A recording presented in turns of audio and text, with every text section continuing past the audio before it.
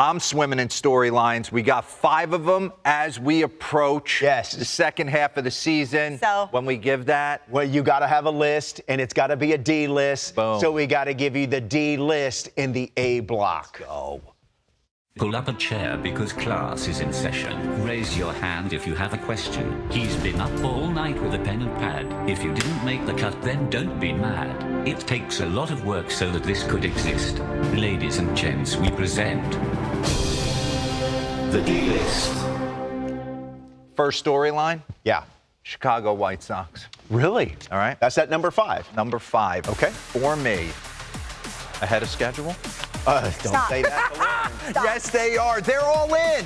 Listen, the offense scores. The bottom line is, will they go out and do something at the deadline To get some pitching. to give them another arm, Yeah. right? Davis Martin, 9-3 with a 3. He's going to be going to the All-Star game. Sean Burke last night, really good. 5-4 with a 3.69. They will need more. The offense is certainly good enough. Miguel Vargas, Montgomery, and let's give love to Tristan Peters. He's hitting 283. He had a running catch last night.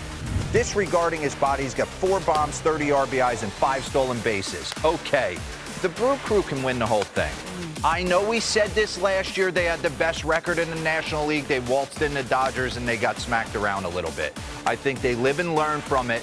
I want to see Miz and the Brew Crew fast forward. I know they can get cute at the margins and go out maybe a bullpen piece here and there. I want big dog type moves.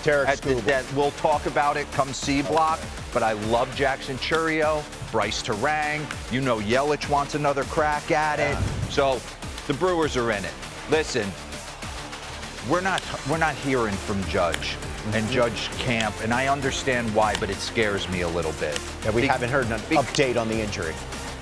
What's the severity of the injury, and if it is, we're not going to see him for a while, man, that opens the door for the AL East and certainly the Tampa Bay Rays. Yeah. Okay? Yandy Diaz, goes without saying how I feel about him. Junior Camanero's on a heater. They're getting starting rotation from the likes of Knick-Knack, Paddywhack, Martinez at the top, Drew Rasmussen, and don't sleep on the fact that Toronto, somebody else in the AL East, Vladdy's going to get hot at some point. My number 2 storyline, as the trade deadline is looming, there's 2 teams that have to make a move. No, I'm going Atlanta Braves. Okay. If the postseason were to start today, like I said, it's Chris Sale 1, Martin Perez 2, Bryce Elder 3.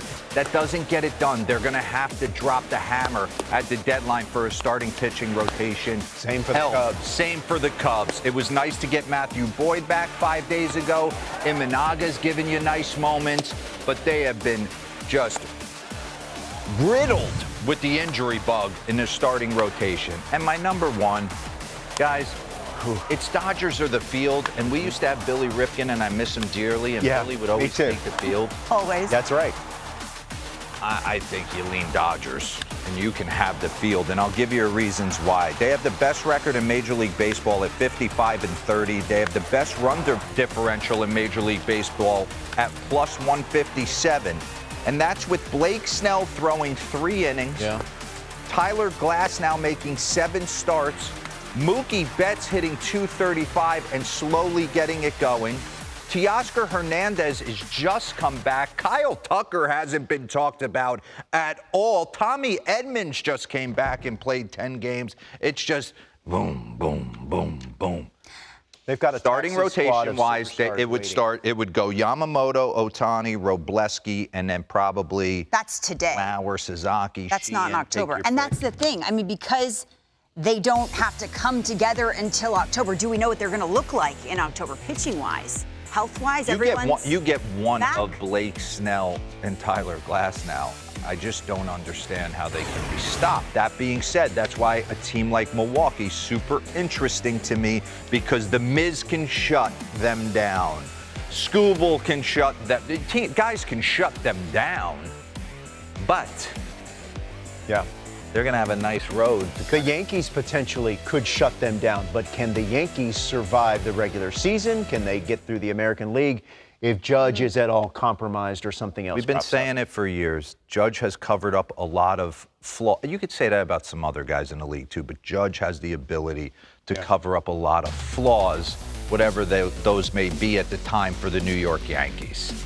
They can't overcome this. Yeah, I know the starting rotation has a chance to be epic if all of them are healthy, but you can't cover up him. You'd be asking Cody Bellinger and Jazz Chisholm and Paul Goldschmidt to do way too much. So at some point, Judge's got to come back and be effective, or it just opens the door for, like I said, Tampa Bay. If I'm sitting there, if I'm Eric Neander, I'm like, we can make a run. You feel that way about the White Sox in the AL Central? We can make a big run. Yeah. Right? And you would have to think Toronto's not going to give up on it. No. The interesting one to me is the White Sox. Why? Because you said they're ahead of schedule. They have the easiest schedule the rest of the way. They're at the top of the Central right now. They have some pieces that certainly other teams would desire. They can get it done, and they don't have to go like crazy. Correct. Murakami's going to come back.